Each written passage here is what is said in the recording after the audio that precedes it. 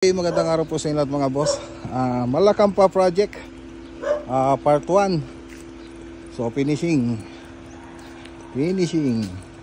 So pakita ko lang yung mga tsura niya ngayon.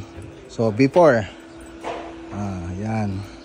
So sa susunod na vlog natin ay ipapakita ko na yung 3D animation. So ngayon ang gagawin natin dito, magdi-demolish muna tayo ng mga ceiling.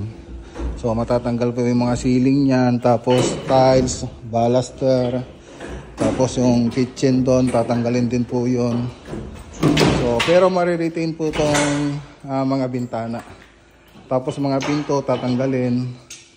So abang-abangan nyo na lang po yung part 1 na ito mga boss. Part 2 pala para sa 3D animation. So ngayon ipapakita ko lang yung itsura ng project natin. So tatanggalin na rin itong ceiling dito, tiles, tapos dito matatanggal din na rin po ito mga boss. Okay, so may underground din ito. So tingnan natin mga boss. So maganda yung design nito, yung 3D animation niya, yung interior. Ganda. Yung ginawa natin yung interior niya maganda. So ito yung underground niya.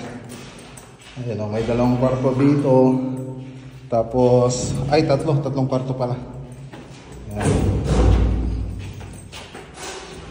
Yan. So, waterproofing din po natin ito. Tatanggalin natin yung mga tiles dito. Okay. So, abangan nyo na lang yung part 2 na ito mga boss. So, magandang araw po sa inyo lahat. At God bless.